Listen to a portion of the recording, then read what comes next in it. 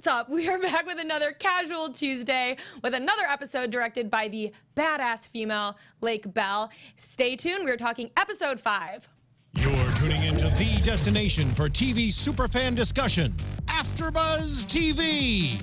And now, let the buzz begin.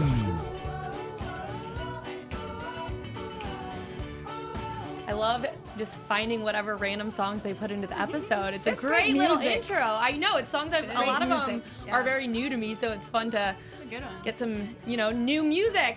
Welcome back to another Casual Tuesday, everyone. We have our full panel now for the season. So excited. I am your host, Abby Vega. You can find me on Twitter and Instagram at _Abby Vega. And my lovely ladies, where can they find you? Hey, I am Caley Rose, and you can find me all over the social media at Caley Rose. My name is Elysabeth Alfano, and you can find me on Instagram and Twitter at DinnerPartyCHGO, and I'm the only person on the planet who's still on Facebook, so you can find me there too at Elysabeth Alfano. Hey, Facebook's the original. I know. Love like me. I'm so excited that we actually have time, a full, hour luxury. to talk today, so we can really dive into this episode. First, let's talk about Lake Bell directing this again. Love it. Because we talked about this a little last week. It's awesome to see these women directors. They come in and they kill it. Yeah, they do. And the director before Lake Bell was also a female. Oh, really? And yes. Ooh. I think we've had a couple female directors already, and we're only in episode 5. So Nice. I love it. No, I love it. And she's so great, Lake Bell. I've seen her in so many things. And, she's amazing. Let's talk a little bit about Laura first. Okay. I don't know about you guys. I'm just I feel like from season 1, she's kind of been an interesting one to read. I never really know where her mind's at, and even more so now. I don't want to get to the end yet, but she starts to think finally in this episode. Someone comes up to her and someone challenges her, and then she allows that to inform her decisions. So maybe she made strides. Yes. No, I see what you're saying there. So she's not just being reactionary, and she's taking a step for herself. So this is wonderful to see. I just feel, I think, bad for her because she's so out there on her own. I mean, if there's any mothering to be seen anywhere, I can't find it. So I just feel sorry for her, and I think it's very representative that basically the entire episode 5 she's alone in a parking lot, and that's how I feel she is in life, sort of like alone and abandoned in a random mall or something. What's interesting too with her is I noticed with this, so obviously she's still there with, I don't know the guy with the long hair, his name. Do you guys remember his name? No, but I know the guy getting signatures too. And it's so interesting to me because once he kind of pushed her a little bit, saying that she couldn't do something, you see that she really is capable of getting things done and doing things, but it's almost like she lacks that motivation on her own until something comes up. For sure. As they always say, the apple doesn't fall too far from the tree, so you can't really blame her. I mean, again, I just don't feel that she has much guidance. So she has the skills. I mean, not only is she capable of doing it, she's quite articulate. Yeah. So she sort of runs him up and down the parking lot by saying I got your number here. And she can talk to anybody. She can talk to the mom and sign them up. She can talk to the white collar business guy and be like, dude, just sign. I need 65 cents. You're going to understand the money. Let's go. So, I mean, she's got all these skills. She can read people. She's smart. But again, I see her in life as sort of alone in a parking lot. And her methods were very interesting because at first I was like, she's lying. Of course she's lying. But then, like you're saying, she started to read people, and she started to she had a very good judge of character and how to get the best out of them, you know? And she did start being honest in interesting ways, and that's what got her the signature. Yeah, it was her way about going about it was very interesting to me because I was like, she's kind of manipulating these people, but is she? I don't know. It was weird. You have to give her credit. Yeah. I sort of felt, I came around. At first I was like, ee, that's kind of, slimy. But then I sort of came around because I thought, oh, this is actually empowering for her because she can sign up more people, more than her boss, who's kind of railing on her for being a millennial. And what did he say? Your generation will be known for... One word. One word, right. And I think it was entitled. Yeah. So here she sort of takes charge, and she's like, oh, I got this. So I thought, okay, actually this is empowering for her. And then that she was reading these people and kind of connecting with him is good for her. Now we'll see her new connection, this woman who's a community organizer. We'll see if Laura actually gets, and this is what I'm hoping for her, passion. Yeah. So this is another thing that's lacking in her direction. Nothing really speaks to her. Yeah.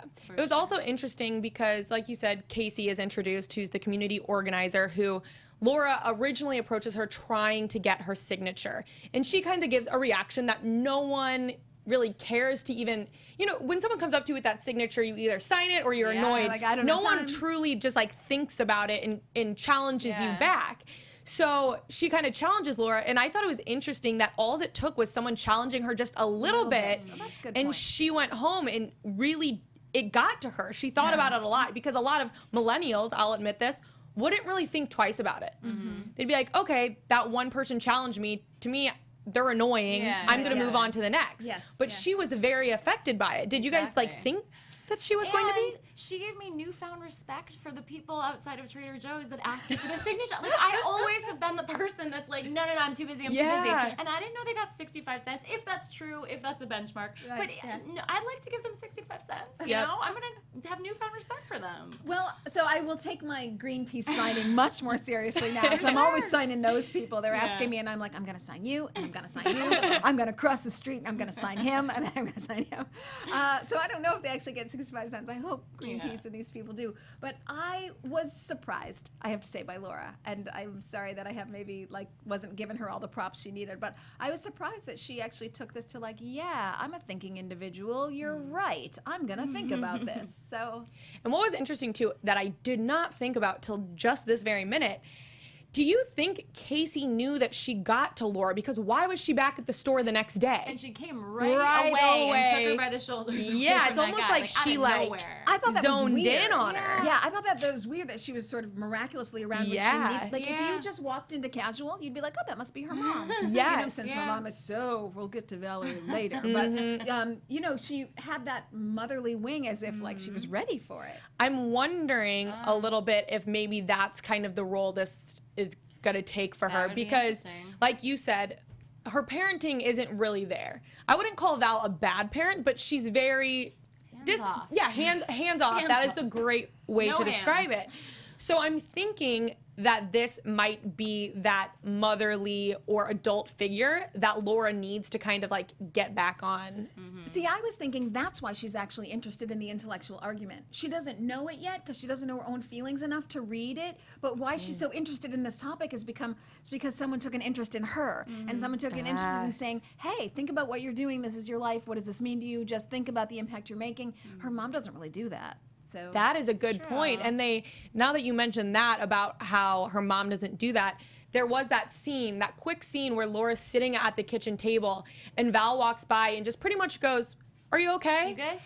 And it wasn't a really "Are you okay?" Yeah. Oh no, you know, it wasn't. it was a very I feel like I need to say this as I walk out the house kind of thing. It was pathetic. A younger guy. Yes. Right. Yeah, it was pathetic. Are we talking about Valerie now? Are we doing it or not yet? Okay, fine. Fair Well, enough. I mean, I think I'll that's wait. about it for Laura, but I'm thinking that that's kind of why they're introducing this character, and I think that she'll end up probably being a pretty big part in this season. Yeah. I know last season Laura kind of had a love interest. I'm thinking maybe this season they're going to focus more on her relationship with an adult and needing that guidance. I hope so, because that's her hope. That's my hope for Laura, is that she gets this. You know, without it, I don't know how she's going to have any successful relationships. Yeah. Because she has no guidance of any kind to sort of be the moral barrier or to make the right decisions. Yeah. And so I hope she gets that foundation for herself. Yeah, she definitely needs that. Yeah. And the parents are supposed to want more for their children, you know? So because Alex and Valerie haven't had those good, healthy adult relationships, they should be helping her along, but they're not. No. Yeah, They they're- cannot help themselves. Let's dive into Val. We know you really want to talk about it.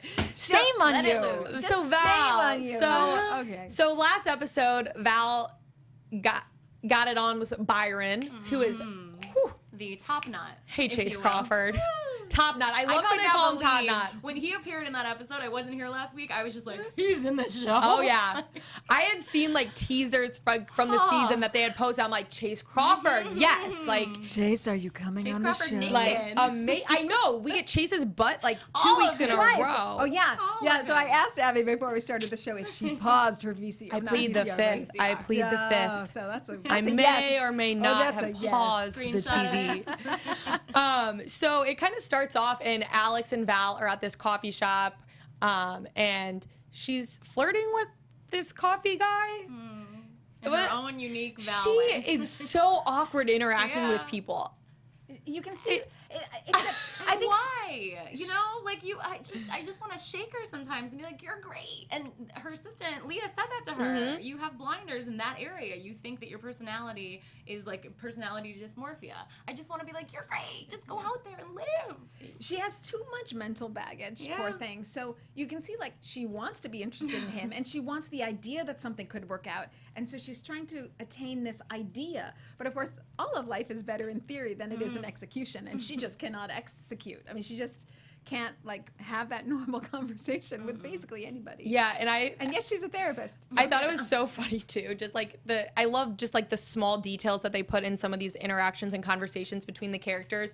Like even just the little smirk that Alex gives her when the guy calls her the wrong name. He's just like Mallory. Like, you know, it's just like funny little things like that. Yeah. But then she goes to her class where Byron shows up, and what did you guys think their interaction was going to be like? Did you think that he was going to be super into it? Did you think they had chemistry? I you mean, know, from that very first moment, I was like, "Oh, this is on," you know, and I was very excited. I knew he wanted more. Yeah. I knew he'd be asking for more. But to me, it was like, you know, you're like a sophomore in college, and somebody leans over, and they're like, "How's it going tonight?" She's yeah, a I cougar. can do it. And then, well, the two of them together, he was the one. It was like this college hookup to me. See, that's what I think is really funny about the dynamic between these two is he is like, let's, you know, I want to see you again. And she goes, she's wanting it just to be a hookup. And they're at that, in the kitchen with Alex, Laura, and Val. And what did she say? Top Knot wants to go to dinner. Yeah. And I was laughing out loud at her going into why, because as dumb as it sounds, that kind of thing. So spot on. It literally was so spot on. She's like, I'm going to have to order a salad because I'm going to have to be naked and I can't be fat. And then the whole time we're having sex, I'm going to want him to finish so I can go get a burrito. And honestly, she was like, and now I'm hungry and I Yes. want a burrito. And I was like, "It's not just me." I know. I thought that people was. feel that way. I thought that was one of the funniest, most relatable things So ever honest. because I think So everyone has been there where it's something so stupid that honestly no one probably even cares about or whoever you're out with doesn't even think about. Yeah. But as you as like a woman sometimes you're like, And it's such a shame because all It he is. wants to do is, and he says later in a poem, lavish her with course after course, and he's there to enjoy the souffle. He cannot get that souffle my out of God. his mind. And, you know, it's just like a layer that he's not thinking. He can't even envision that in this lovely romantic night, someone would be thinking like, oh my God, too many calories. And someone will see the calorie pop out on me right the moment I eat it. So, I know. And of course, it's a souffle. Like, can you ask for anything more decadent? Yes, And she's just right. like, "No." Yeah. Maybe they should have just gone to Denny's. Yeah. Maybe they should have. Absolutely. Should. Oh, Chase, you should have gone to Denny's. Byron should have taken her to Denny's. So Denny's has always been a place where America can come and get their favorite breakfast, lunch, and dinner dishes, serving our guests whatever they want, whenever they want it. Now with Denny's On Demand, they have that always open philosophy that is synonymous with our restaurants and applied it to online ordering, bringing access to our craveable diner fare wherever our guests want it. So thanks to the new platform, guests have a quick and easy way to place a mobile or online order for takeout or delivery of their favorite menu items all day, every day. Gotta love Denny's for the 24/7. So, you know, you got to think about this. I actually think Denny's really could have a role in this show because people are always hooking up and then leaving and then they need food in the middle of the night and Denny's is 24 hours. That so is it's That's a really fantastic. so good idea. true. Get can your work it Grand in, like- Slam on. Yes, and they don't even have to leave their house because now Denny's has Denny's On Demand. So if you place an order with Denny's On Demand, you receive a complimentary Hulu trial and will be Yay. able to enjoy their meal while binge watching casual. Binge and binge, people. You've got your food and you've got your TV. Binge, Exactly. So it's pretty much the best deal ever. So with Denny's On Demand, you can online order your diner favorites at your fingertips. So visit Dennys.com and click to order, and you can have a free trial of Hulu, and you can watch casual and be in on the conversation with us. Okay, so we thought that was great that you can get like free Hulu and you can order Denny's. But the thing is, you can also order vegan at Denny's. You love your vegan You know Denny's. how I feel about vegan people. So you've got your vegan options at Denny's. Thank you for Denny's for that. That's Yes. so important to me. That is actually really, truly so important to me. So, But we Rockstar should have known vegan. that Byron is he's into Val. He's trying to impress her. So maybe Denny's wasn't right for this situation, but it could be right maybe later. It could be right for another late night. Yeah. Those questions that he was asking, I was just like, oh, buddy. Oh, like, I he know, got them like, from a list. stop It was the a pain. New York Times. Like, he What's tried your so perfect hard. day? When's the last time you sang to someone? What's interesting about him is, I like how she said this, is he's just completely not he's so, Yeah. is it, what she's Unself-aware, yeah. is that, He's not unself-aware. self-aware. he's just Yeah. very, and it's hilarious. And It I is think hilarious. that's I what laughed Chase out loud, Crawford, too. I think it's funny to see him doing this because it, like I said, I say this all the time. I feel like I repeat myself, but these characters are so subtle in their deliveries. They do just enough. Yes. Because you could easily take it over the top and too much, but he's doing it so perfectly that it's annoying that he's like that, but it's funny. And you look at Val and she's just so pissed off and annoyed, and it's right over his head. Yes. And what I was confused about is her brother having dinner. Is Alex having dinner in Yes. the same restaurant? Yes. It is. 'Cause I Yeah. couldn't Same know if they were just restaurant. shifting I camera think They that angles love or- to do that. They're it's their thing. They're so They're- oddly yeah, tight. They we'll- need to be we'll this def- close all the time. We'll definitely touch on that. Even when they're dating Yeah. other people. They have a very strange relationship. Yeah. But Okay, finally, I don't want to leave this restaurant scene because I do have to say. oh no, we're not. Yeah, we're Okay. we're Okay, still in but here. I'll let you go. But finally, you see that Val is, she's not leaving anytime soon because Byron's ordering the souffle. Yeah, that's right, yeah. He's wanting the full dining experience. So Val's just getting drunk. Yeah. I have to say, I've been in her shoes so many Same. times. I have been on so many dates where I was like, sweet Jesus, the only way I'm going to get through this is alcohol. The dates were so bad, and you can see like, oh my God, appetizers haven't even come yet. Oh, how am I going to get out of this? She said, I drank all the gin just to unhear him. I know. So well written, just to That was a unhear him. great line. It was so good. And it's so funny, too, because it's one of those things where this man is so beautiful and gorgeous, but it just shows that, like, that's not what all you need. No, exactly. At all. Because she was miserable. Yeah. What it said to me is, so sadly with Val, I think she's going to, we haven't really gotten into Val yet. I think she's going to be miserable with anyone. So it just said to me that, first of all, I think there's quite a significant age difference between the two of them, right? So there's that, and they're just not right for each other. I mean, I don't want to diss Byron because he's trying and he's doing his best, and I mean, there's lots to like there. He's Not trying just so because hard. he's Chase and he's got that butt, but he's making an effort, as awkward as it might be, and he's certainly taking her out for a lovely dinner. I mean, putting the best intentions forward. He could have just said, let's hook up, which is what I thought he meant in class, but actually then they end up at this nice restaurant. So obviously they're just missing each other, Yeah, see, that is very true. I feel like he is putting in such an effort, and he really is putting it all out there. He's not very self-aware. He doesn't realize that she's not reciprocating that and doing the same thing, and that's his fault. But you can't really fault him, I guess, for trying. He's trying so hard. And so he makes it so endearing. Yes, he's a little clueless. Yes, he's this pretty boy that you can easily write off and just say, oh, he doesn't know himself. But he makes it so endearing. It's not just because he's pretty. He's giving everything He's to really her. trying, as cheesy And as she it leaves. is. She books that Uber and she's out, Well, but what wait a minute, because they do have some sex. They have yeah. sex, Yeah. and what was so interesting to me was when he leaves, Laura's just sitting there. I'm like, Okay. your mom just bringing home this man So and having Bye, sex Byron. while you're just in. It's a lot of the times I've noticed that they kind of make it seem as though Laura is more of the parent in a sense. I've noticed that sometimes, obviously not all the time because she's got her own things going on. But this time I definitely felt like Byron was kind of like sneaking out, and it was like a dad or a mom sitting in the dark kitchen, and you think you're getting away with it, and they're like, then- bye, have a good night, Thought that's how it was. But I was like, that's so strange. Okay, so it's my turn now, right? Yes. To rail on Valerie. Do it. I was horrified. So she brings over this one-night stand, I guess a two-night stand, and her daughter's basically outside the door of that bedroom. And I don't understand why she does this, because she doesn't even like Chase, and she doesn't even want to get through dinner, let alone sex. So why is there sex? And why is she bringing him to her house? I mean, why? gin. Why? It was Oh, the gin. I see. Okay. It's the gin that made her a bad mother. Okay, so she's putting herself out there in such a horrible way for zero reward. She doesn't even like him, and then she's putting her daughter at risk. I just don't understand it. Yeah, I mean, the sex thing to me was like, oh my God, really?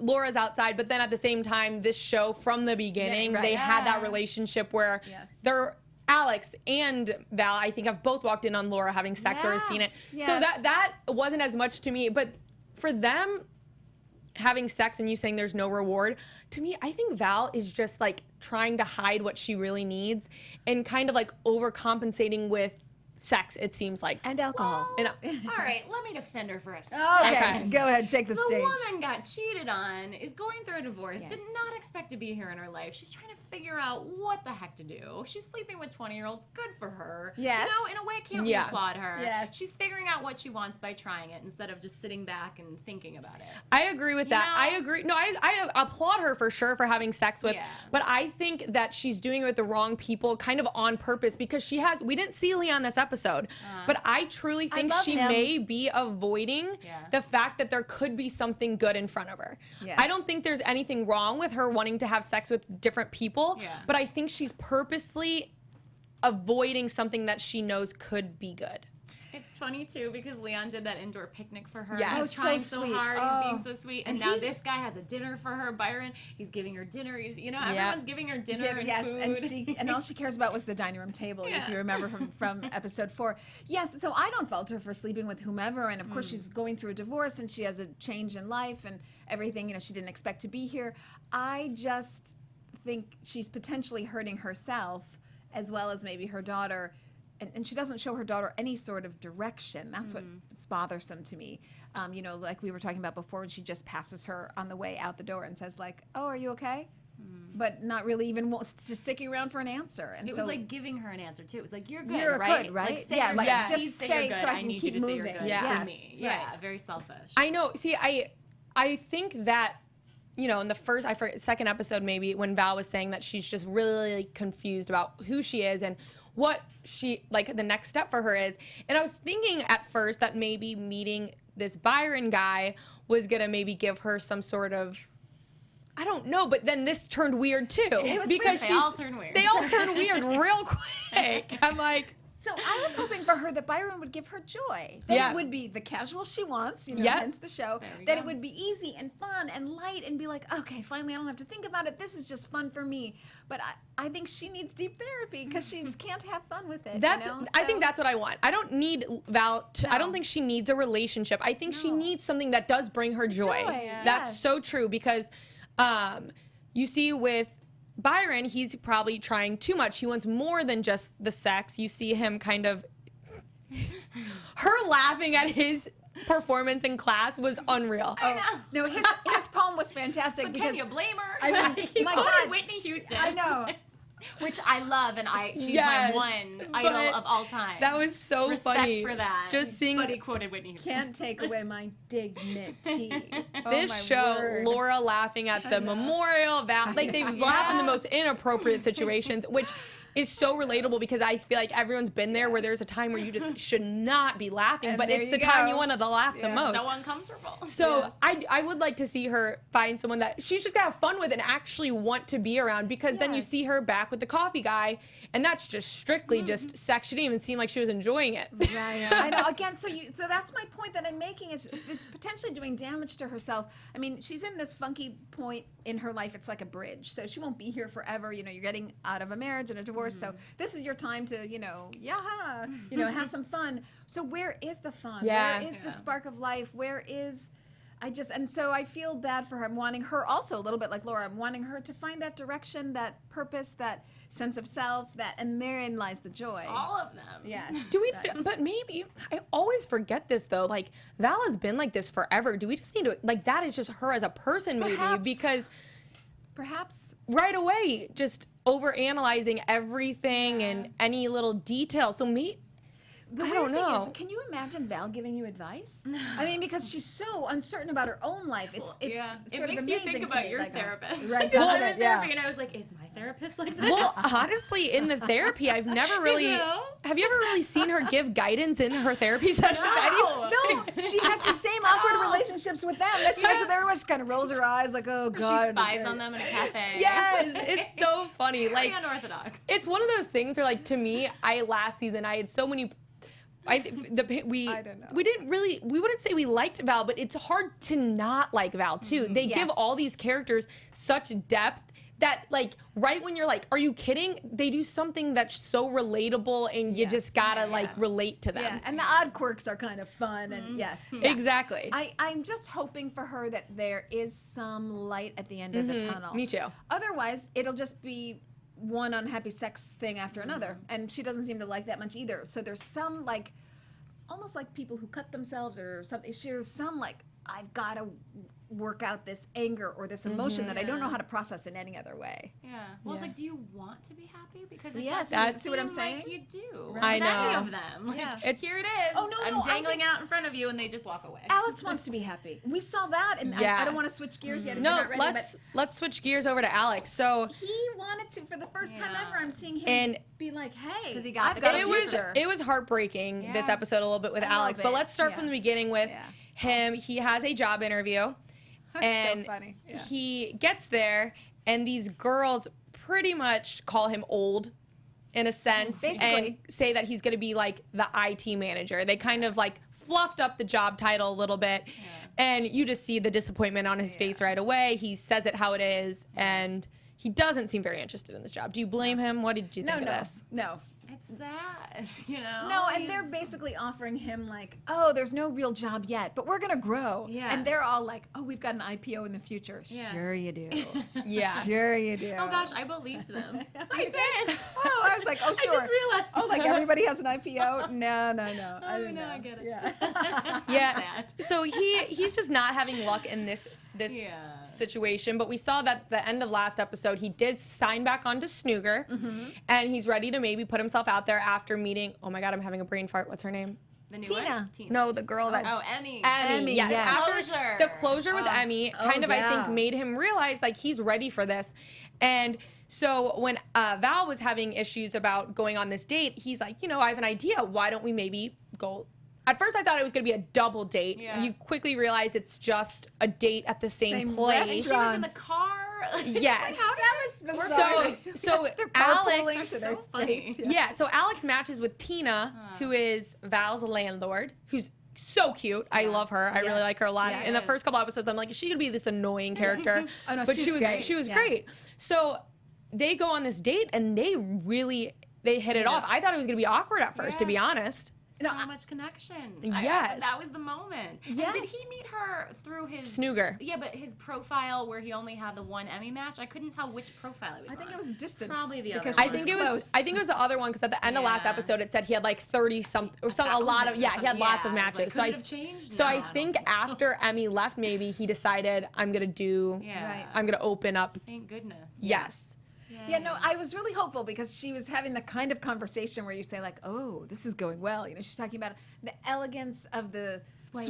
yes, Yes. of the swipe. It was like a conductor, and you could see he was just like swooning. Yeah. Like, oh, she gets it, and she's bright, and she's smart, and she's beautiful, and so I thought, oh, there's some possibilities here. And for the first time, he's saying like, I could want a family, and I could see myself getting out of my rut, and I could go further than I thought I could, and there's hope again.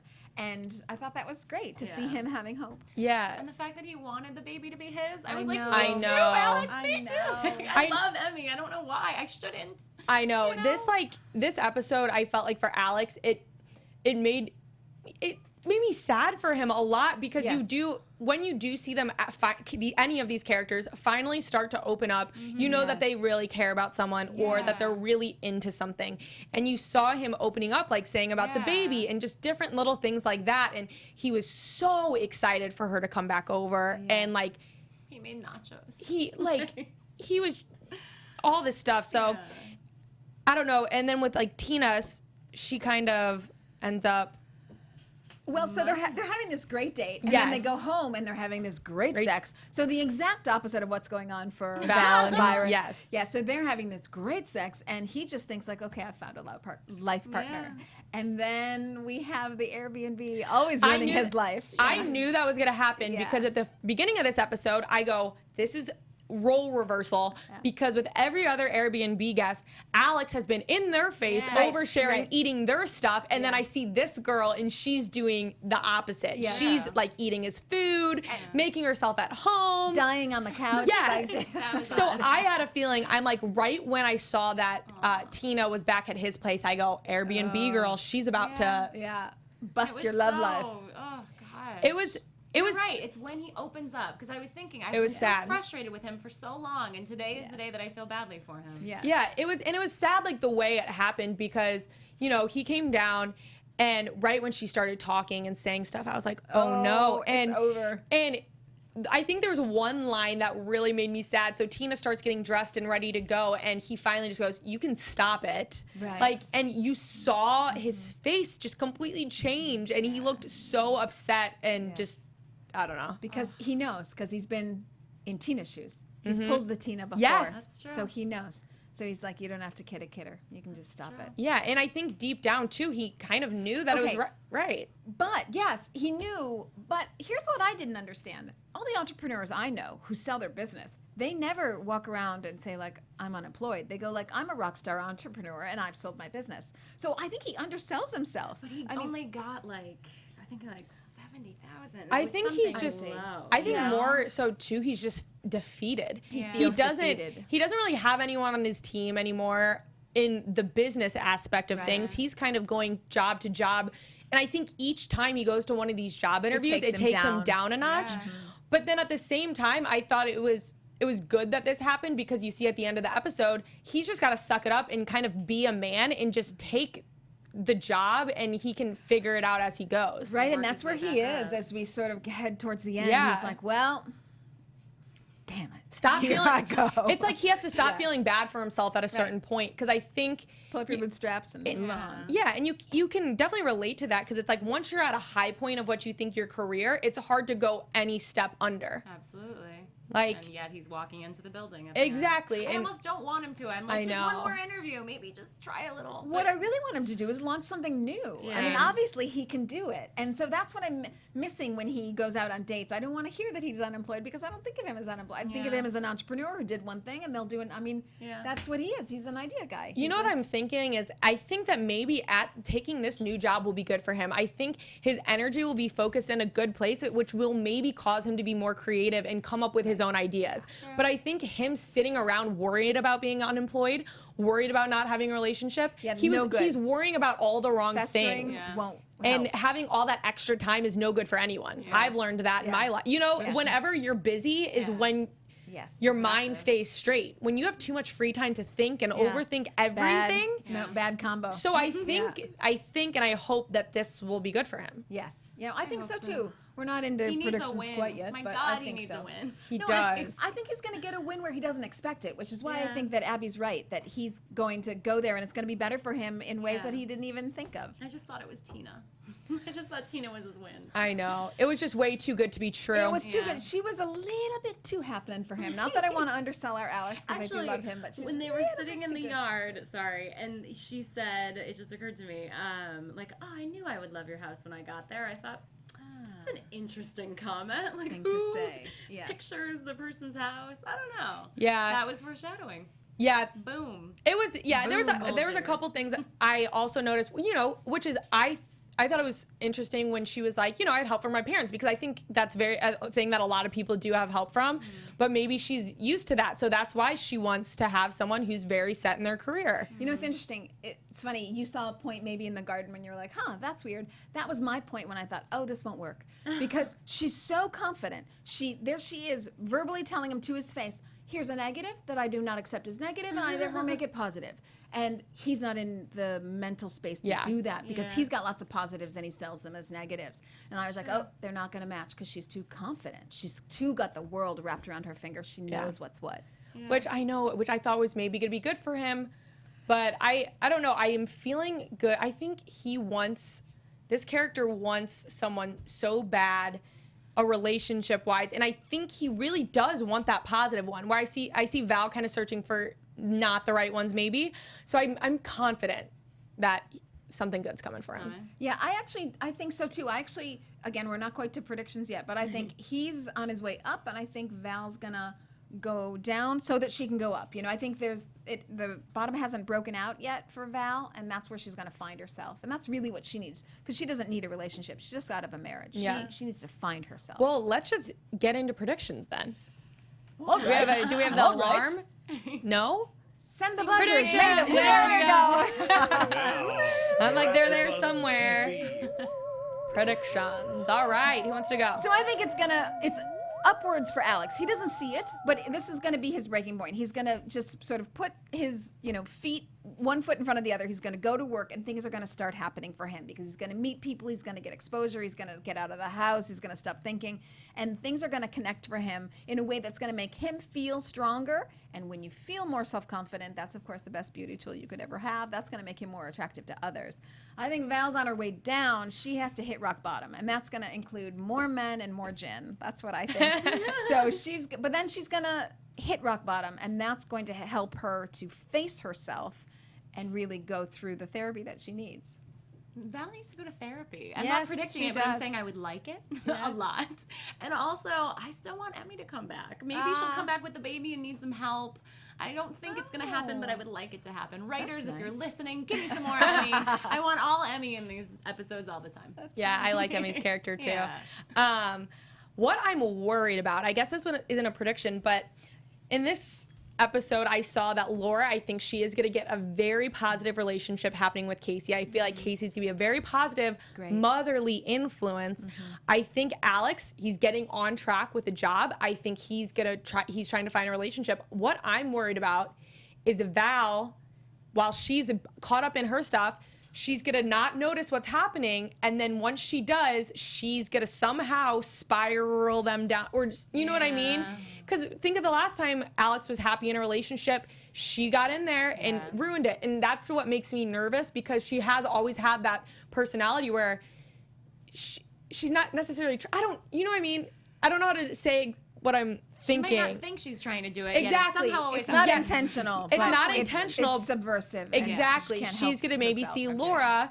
She's going to start trying to maybe want to parent Laura more once she realizes that someone else is. And that's going to kind of, pull Laura away from Casey. And then Alex, he's going to get a job and maybe a new relationship and kind of have his own life going. And she's going to kind of be in that same lost place. And that's what I'm worried about. I hope not. I hope not, but I see that happening. I want her to focus on herself Yes. for once and get that sorted out. But if writers, I'll do the same. I'll do a plea. Writers, please. Yeah.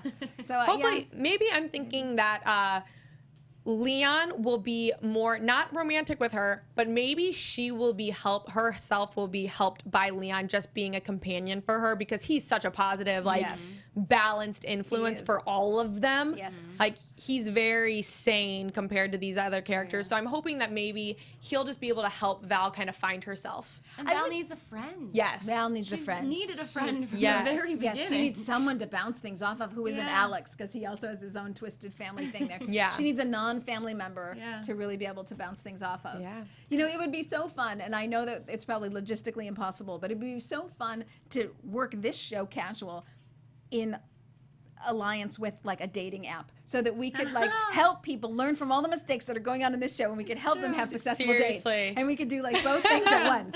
That would be awesome. Hey, you never know. You never know. Well, that is all we have for you guys this week, cow. but I'm so excited because we were talking before the show. We have some exciting guests coming up this season, so you definitely want to stay tuned for that. Yes. But until next week, I'm your host, Abby Vega. You can find me on Twitter and on Instagram at _Abby Vega. Where can they find you? I'm Caley Rose. You can find me all over the internet at Caley Rose. I'm Elysabeth Alfano. You can find me on Instagram and Twitter at Dinner Party CHGO, Facebook at Elysabeth Alfano, and catch all my celebrity interviews at thedinnerparty.tv. Thank you guys for watching. Thanks, everybody. From executive producers Maria Menounos, Kevin Undergaro, Phil Svitek, and the entire AfterBuzz TV staff, we would like to thank you for listening to the AfterBuzz TV network. To watch or listen to other after shows and post comments or questions, be sure to visit AfterBuzzTV.com. I'm Sir Richard Wentworth, and this has been a presentation of AfterBuzz TV. Buzz you later. The views expressed herein are those of the hosts only and do not necessarily reflect the views of AfterBuzz TV or its owners or principals.